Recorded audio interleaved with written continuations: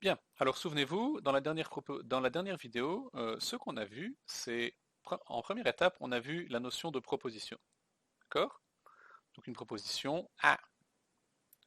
Souvenez-vous, c'est quelque chose qui est soit vrai, soit faux, qu'on sait définir sans ambiguïté. Ok? La deuxième chose qu'on a vue, c'est que on a en fait une proposition, on pouvait la couper en plein de petits morceaux. Euh, on pouvait la découper en plein de petits morceaux, donc de sous-proposition P, sous-proposition Q, sous-proposition R, etc. Et alors le tout connecté par des opérateurs logiques. D'accord? Ça, c'est ce qu'on a fait la fois dernière. Et alors on a vu plein d'opérateurs logiques comme le et, le ou, l'implication, etc., etc. D'accord? Maintenant, le but du jeu dans cette vidéo-ci, ça va être exactement, une fois qu'on a découpé donc la question, qui est peut-être pas immédiate pour chacun d'entre vous, c'est la première chose, c'est comment on découpe. Comment est-ce qu'on découpe? Et la deuxième, c'est qu'une fois qu'on a découpé, la question c'est comment on évalue. Comment on calcule la valeur de vérité d'une proposition. D'accord? Alors, a priori, comment on découpe? Ça, c'est facile. En gros, on va découper en fonction des opérateurs. Quelque chose qu'on a déjà fait la fois dernière. Donc, par exemple, si on a une proposition du type P ou Q avec, mettons, non P ou R, quelque chose comme ça, eh bien, on remarque qu'ici, qu'on a un opérateur là, on a un opérateur on a un opérateur là, on a un opérateur là, et on a ici le petit opérateur avec la négation. D'accord? Alors essayons de voir comment est-ce qu'on va découper ça. Donc en pratique, il faut savoir que les opérateurs logiques, dans les mathématiques un peu plus modernes, ils ont une priorité. Okay, donc il y a certains opérateurs qui sont plus prioritaires que d'autres, au même titre qu'en arithmétique, il y a des opérateurs qui sont plus prioritaires que d'autres. Par exemple, le fois a une priorité plus forte que le plus. Okay, alors en logique, il y a ce même genre de priorité, mais la plupart des mathématiciens, ce qui nous inclut, euh, ne s'encombre pas de ce genre de problème, dans le sens où on met des parenthèses partout, et comme ça, on n'a aucune question à se poser. Par exemple, dans la proposition que vous voyez notée ici, d'accord, j'ai des parenthèses un peu partout, et donc on n'a pas besoin de savoir, est-ce que le « et » qui est là, est-ce que ce « et » là, est-ce qu'il est plus prioritaire que ce « ou » là? On s'en fout complètement parce qu'on a des parenthèses, et donc on sait qu'on va devoir d'abord calculer ça, et d'abord calculer ça pour ensuite calculer ça. D'accord? Donc la première étape, du coup, c'est de décomposer cette proposition en sous-propositions. Okay, donc là, on a un premier bloc. Ici, appelons-la ce gros bloc-là, appelons-le A, et le bloc de droite, appelons-le B. Donc en fait, cette proposition-là, ça, c'est la même chose, en fait, que A et B. C'est la même proposition. Okay, j'ai juste P ou Q, j'ai appelé ça grand A, et non P ou R, j'ai appelé ça grand B. Okay, alors, là, de ce côté-ci, en fait, si on regarde, donc P ou Q, c'est quelque chose qu'on sait calculer. Pourquoi? Parce qu'on a vu la table de vérité du OU, donc ça on sait le calculer. Donc on n'a pas encore besoin, on va pas avoir besoin de faire de découpe outre mesure pour calculer A, parce que en fait A c'est P ou Q, et P ou Q on sait le faire. D'accord? Maintenant ici, B par contre, B c'est pas la même chose, d'accord? Parce que B, on a deux petits morceaux.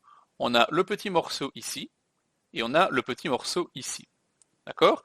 Donc si vous voulez, B, je peux le diviser en B. Je peux dire que B, en fait, c'est la même chose que B1, si ça j'appelle ça B1, et si ça j'appelle ça B2, en fait, B, c'est la même chose que B1 ou bien B2. Ok? Tout simplement.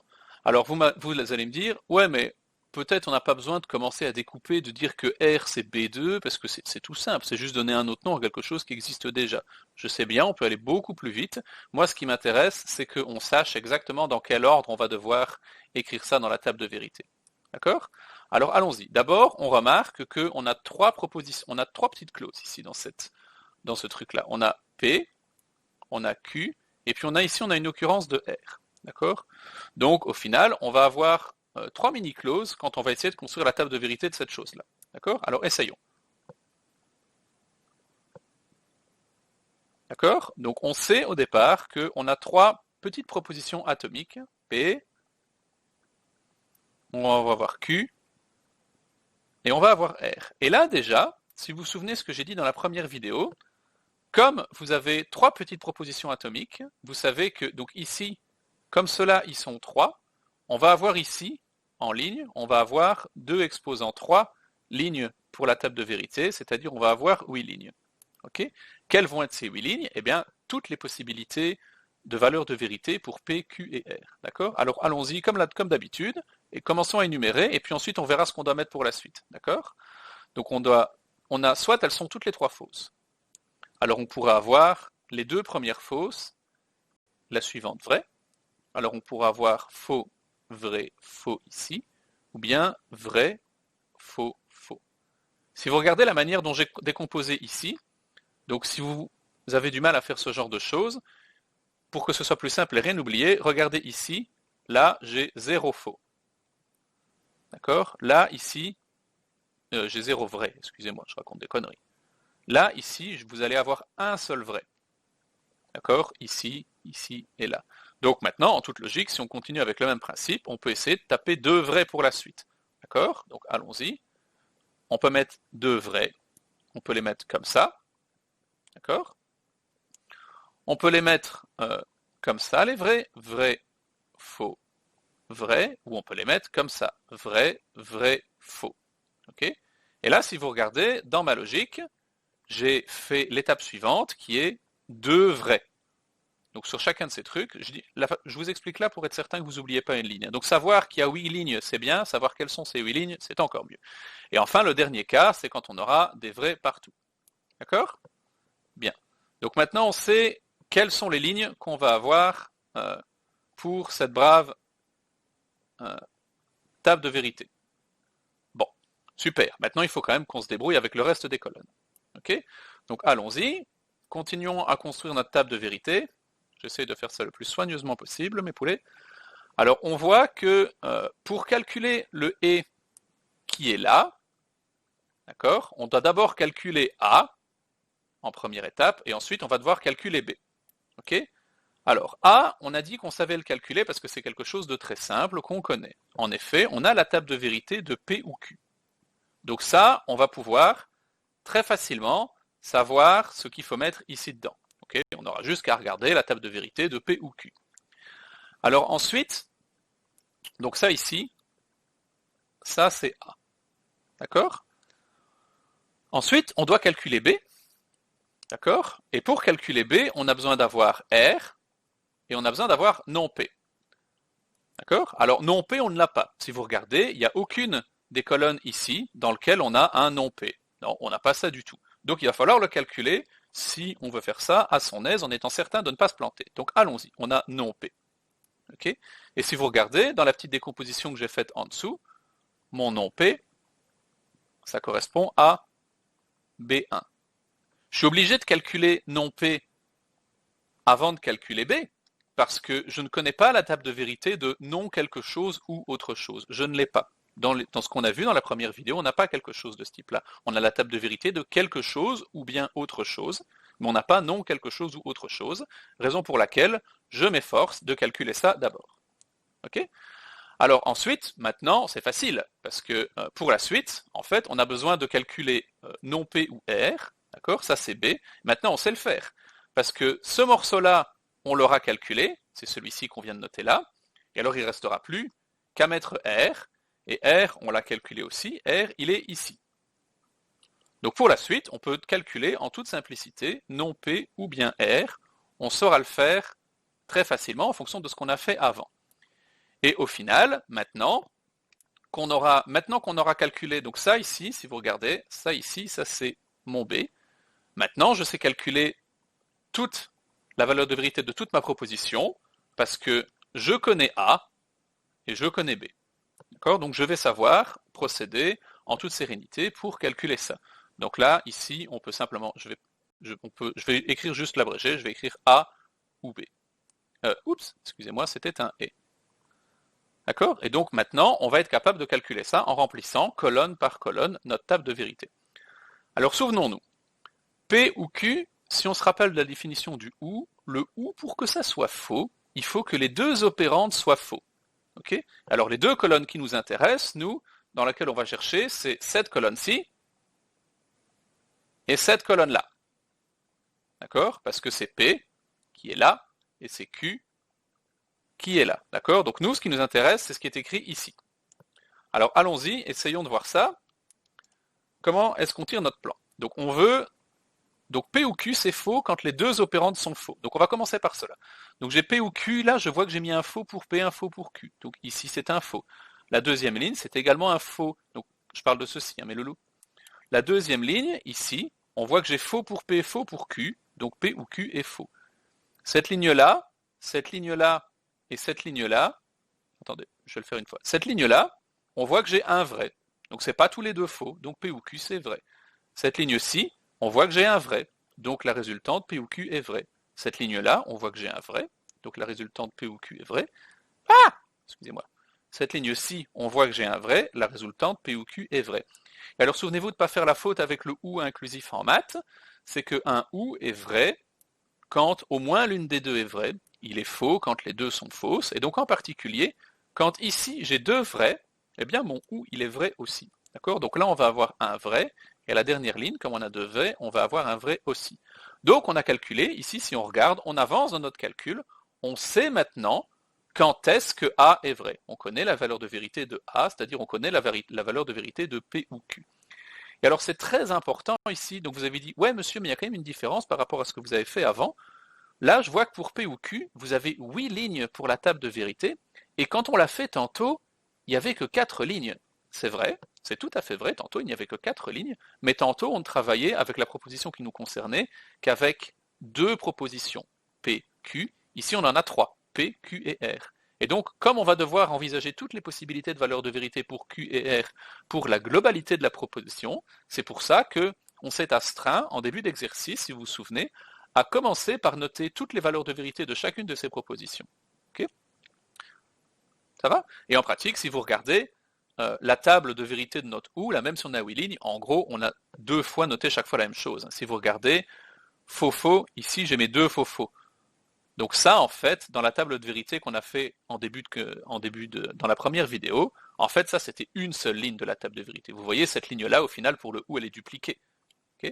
De la même manière, cette ligne-ci et cette ligne-là, en gros cette partie-ci, et cette partie-là, c'est dupliqué aussi. C'est faux, vrai, vrai, faux, vrai, vrai. Donc ça aussi, c'est une seule ligne.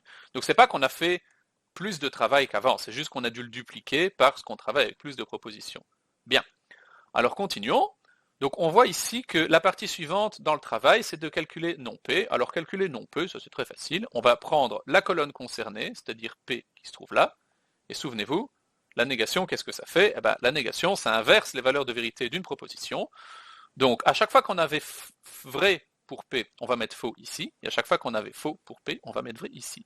Donc P, c'était, donc je regarde, je vais lire ici cette colonne-là dans l'ordre du haut vers le bas, d'accord? Donc suivez un petit peu. Alors, dans non P, j'avais faux, donc dans P, j'avais faux, donc ici, je vais avoir un vrai. La deuxième ligne, maintenant, ici, j'avais un faux, donc je vais avoir un vrai. Ici, j'avais un faux, donc je vais avoir un vrai. Ah! Donc je vais avoir un vrai. Ici, j'ai un vrai, donc là je vais avoir un faux. Là, j'ai un faux, donc je vais avoir un vrai ici. Là, j'ai un vrai, donc maintenant je dois avoir un faux. J'ai un vrai, je dois avoir un faux. J'ai un vrai, je dois avoir un faux. 1, 2, 3, 4, 1, 2, 3, 4. Ok, bien. J'écris comme un cochon, mais normalement ça devrait le faire. Super. Bon. Alors maintenant, continuons dans notre travail. Donc on doit calculer la valeur de vérité. On doit essayer de voir ce qui est écrit ici. Donc c'est-à-dire calculer la valeur de vérité de non P ou R. Et là, comme on a procédé en découpant ça dans l'ordre, on voit qu'on a toutes les données qui sont nécessaires. Non P, ces valeurs de vérité sont ici. Et R, ces valeurs de vérité sont là. Okay? Donc on va regarder ici. Pour compléter ça, on va regarder cette colonne-là et cette colonne-là. D'accord? C'est ces colonnes-là qui vont nous intéresser. Alors allons-y. Qu'est-ce qui se passe? Donc, non P ou R, donc je regarde ceci et cela. D'accord?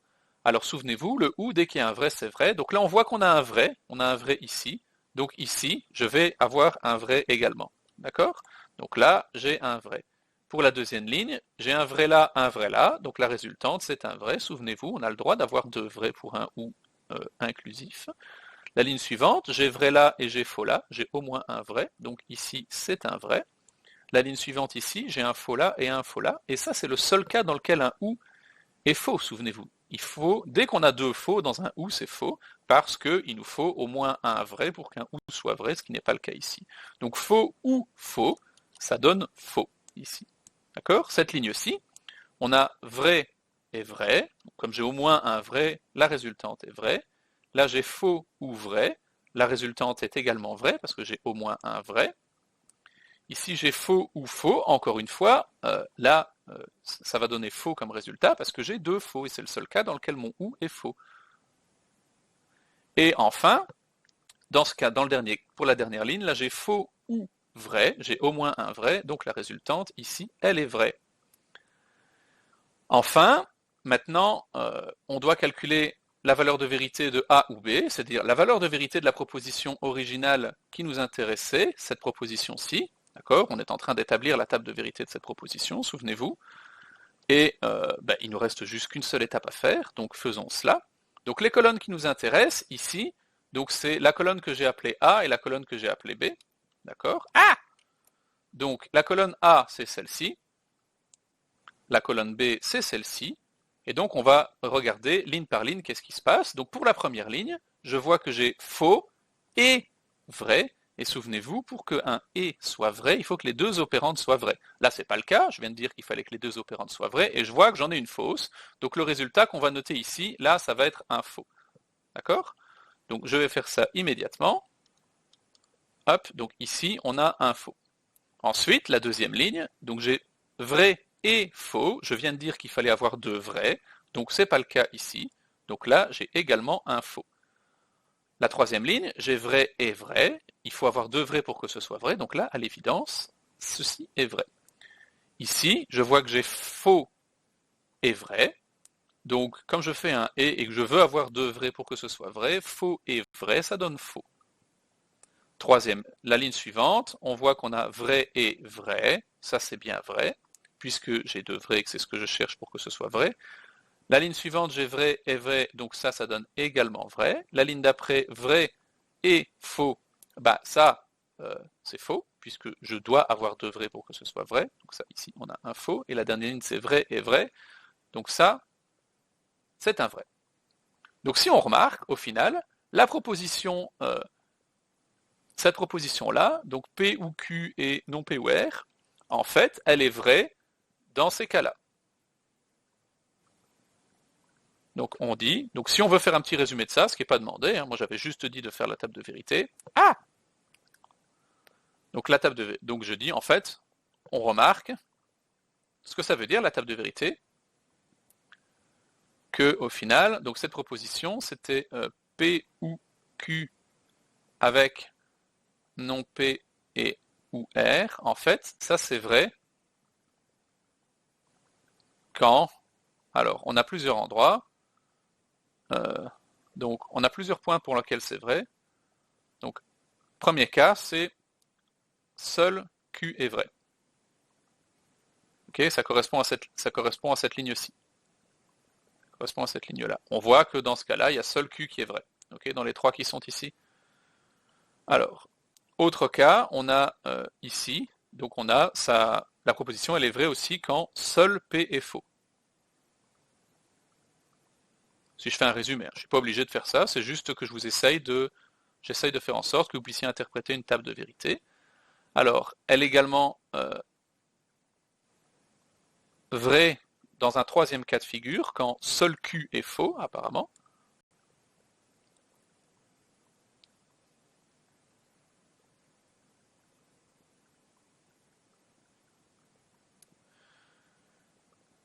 Ou bien, le dernier cas, quand toutes les propositions sont vraies. et R sont vrais. Ok, et ça décrit tous les cas dans lesquels cette proposition-là, elle est vraie. D'accord? Bien, alors résumons. Donc, quand on veut décomposer une proposition pour calculer sa valeur de vérité, il y a plusieurs étapes à faire. Ok, donc résumons tout ce qu'on a fait dans cette vidéo. Alors la première étape, c'est donc repérer les clauses, disons atomiques. Donc c'est-à-dire P, Q, R, etc. Pourquoi? Donc l'idée de base, c'est que ça, on les met en colonne.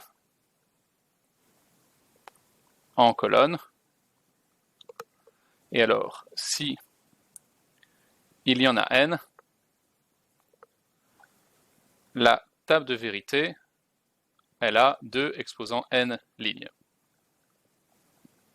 Alors, une fois qu'on a fait ça, c'est que on met toutes les valeurs de vérité possibles pour chacune de ces clauses. Possible pour ces clauses. Donc en gros, si je reviens sur la proposition que je l'ai faite là, en gros ça consiste à, d'abord dans la proposition qu'on avait, on repère ici P, Q et R, et ensuite on les met en colonne ici, et on met toutes les valeurs de vérité possibles. C'est cette étape-là à faire en premier lieu, c'est ce que je viens de rappeler ici. Okay, donc ça c'est la première étape. Bien. Alors, hop.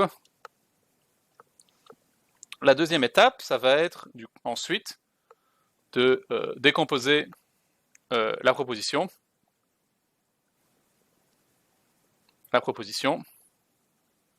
selon l'ordre des parenthèses, selon les parenthèses. Ok, ça c'est pas très très dur. Donc si on regarde au final la proposition que j'avais, là je vais la renoter. Donc si je regarde ma proposition là, si je fais un résumé, donc j'avais P ou Q avec, quoi d'autre? Je dis avec, mais il faut dire ou normalement. Faites pas les mêmes abus que moi, j'ai juste un peu d'expérience. Avec non P ou R. Si je essaie de décomposer ça, en fait, on remarque que le et, c'est la dernière chose qu'on fait. Et avant ça, on doit faire P ou Q. Et on doit faire non P ou R. D'accord? Donc ce P ou Q, donc, on peut le décomposer en P et en Q. D'accord? Et avec ça, on fait un OU. Je vais peut-être noter ça autrement. Donc là, on sait que là, on a P ou Q, avec lequel il faut faire un OU. D'accord? Et là, on va avoir P et puis notre bon Q, qui est là. Ensuite, de l'autre côté, on doit aussi faire un OU. Donc là, ici, on va avoir non P ou R. Et ça, ici, il va falloir du coup avoir non P, et ici R, et ce non P, il va falloir le décomposer. On va avoir besoin de P pour faire ça. Okay? Donc si vous regardez, au final, c'est toutes les étapes que je vais avoir dans la décomposition. Donc pour calculer tout ça, ici, je dois descendre ici dans le dessin que j'ai fait. Donc je dois d'abord calculer le et, le ou qui se trouve là. Je dois ensuite calculer le ou qui se trouve là. Et alors pour calculer ce et là, je dois pouvoir connaître la valeur de vérité de P et la valeur de vérité de Q. Et pour calculer ce ou qui est ici, je dois connaître d'abord ce que c'est que non P, et pour connaître ce que c'est que non P, j'ai besoin de connaître P, et je dois aussi connaître R. D'accord? Donc ça, c'est le résumé de la décomposition qu'on a faite ici. Ok? Et une fois qu'on a fait ça, eh bien évidemment, la troisième étape, c'est... donc ça, faire cette étape-là, en gros, ça consiste à écrire juste la partie qui est ici. D'accord? Dans la table de vérité, ça consiste à écrire cette partie-là, la deuxième étape, c'est trouver ce qu'on va écrire dans ces colonnes-là. Okay. Le but du jeu étant évidemment de remplir la dernière colonne ici. Et la dernière étape, du coup, c'est de remplir la table. D'accord? Et si on a bien découpé, on n'a aucun problème parce qu'on a toutes nos tables de vérité. Troisième étape, c'est remplir la table. Et remplir la table, en fait, ça correspond à en gros, remplir toutes ces valeurs-là. Ok? Alors, quelque chose de particulier que je vais ajouter sur ce chapitre-ci, c'est qu'il y a certaines propositions où, en fait, quelle que soit la valeur de vérité que vous mettez là, en fait, le résultat ici, dans la dernière colonne, ce sera soit toujours vrai, soit toujours faux. Alors, on leur donne un nom particulier. En l'occurrence, on appelle ça des tautologies ou des antilogies. Donc, je vais remettre quelques petites définitions et rajouter un petit peu. Donc, définition. Donc, une tautologie, qu'est-ce que c'est? Alors, comme j'ai la flemme, je vais définir les deux d'un coup. Donc, une tautologie, respectivement une antilogie.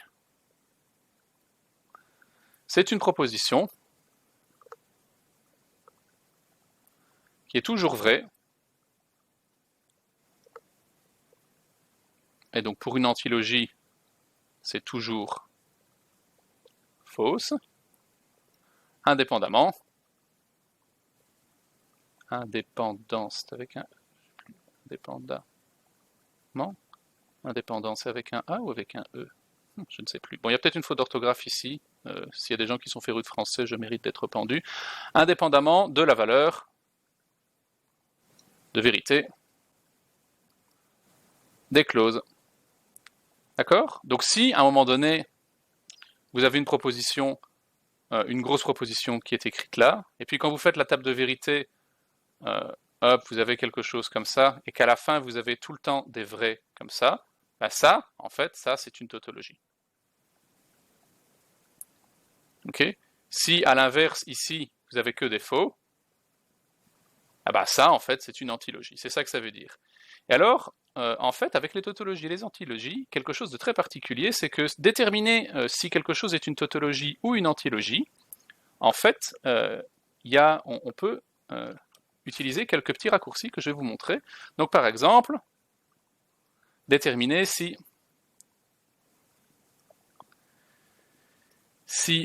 P ou Q et non P est une tautologie. Donc la question ici, c'est en gros, quand je vais faire la table de vérité de ça, est-ce qu'à la fin, j'ai que des vrais? Ça, c'est la véritable question. Okay? Alors on pourrait procéder exactement de la manière que j'ai décrite ci-dessus. Donc, c'est-à-dire repérer toutes les clauses. Ici, on voit que dans les clauses, on a P, Q et toujours P, donc on va avoir que 4 lignes. Et ensuite, calculer toute la table de vérité comme un brave petit soldat. Mais en fait, il y a un moyen beaucoup plus rapide de faire ça. C'est que pour que ce soit une tautologie, il faut que la dernière colonne soit vraie. Donc, on va essayer de commencer par écrire la table de vérité. Donc, on a P, Q. Je sais que je vais avoir besoin de P ou Q. Je sais que je vais avoir besoin de non P. Et je sais que je vais avoir besoin de tout le bazar à la fin, donc de P ou Q et non P. Okay? Le but du jeu, c'est de... La question, ici, c'est de savoir, ici, est-ce que ça, c'est toujours... Ah! Est-ce que ça, c'est toujours vrai? Et c'est une question qui attend oui ou non, hein, comme réponse.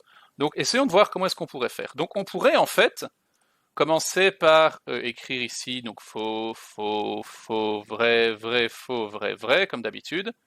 Et ensuite, se taper toute la table colonne par colonne. Okay, donc, remplir d'abord ça, ensuite remplir ça, ensuite remplir ça. En fait, peut-être il y a moyen d'aller plus vite. Supposez que plutôt que de procéder comme ça, je vais procéder en ligne. Donc je vais d'abord remplir ça ici, ensuite je vais écrire ça, et ensuite je vais écrire ça. Si ici, si en 3, ici par chance, j'ai un faux, alors je peux tout de suite m'arrêter. Je peux dire non, c'est pas une tautologie. Regarde, quand P est faux et Q est faux, là, eh ben en fait j'ai un faux. Donc on peut déjà répondre à la question. Si ici on avait eu un vrai, il faudrait continuer. Et donc on va procéder comme ça. Ok ? Donc, première étape, on va essayer de voir. On va commencer. Donc, allons-y. Donc, si P est faux et Q est faux, alors, si P est faux ici et Q est faux, alors, P ou Q, ça c'est faux. Ok? Si P est faux ici, alors non P ici, ça c'est vrai. Et donc ici, P ou Q et non P, en fait, ça c'est vrai. Tranquille. D'accord? Bon, ça ne nous arrange pas. On n'a pas pu s'arrêter tout de suite. La question c'est est-ce que c'est une tautologie? J'ai pas su conclure parce que là j'ai un vrai. Continuons. Si on a ici P vrai, P faux, Q vrai, en fait, ici, on va avoir du coup dans P ou Q, on va avoir un vrai. Dans non P, on va avoir un vrai. Et donc ici, on a aussi un vrai. Bon, mon exemple est peut-être mal construit. J'espère que c'est pas une tautologie. En fait, non. Bon, ça, je sais exactement quand ça va foirer. Bien. Donc il faut continuer. C'est pas terminé. Ensuite, la suite. Si j'ai P vrai et Q faux, ça va donner un vrai. Et non P, ici, ça va donner un faux. Donc ici, je vais avoir un faux parce que je dois faire ça et ça. Okay. Donc là, maintenant, on a un faux. Donc on n'a pas besoin ici de calculer ce qu'il y a là. On n'a pas besoin de calculer la dernière ligne parce qu'on peut déjà répondre à la question. On peut dire tout à fait non, cette proposition n'est pas une tautologie. Donc on peut écrire ça. Cette proposition n'est pas une tautologie.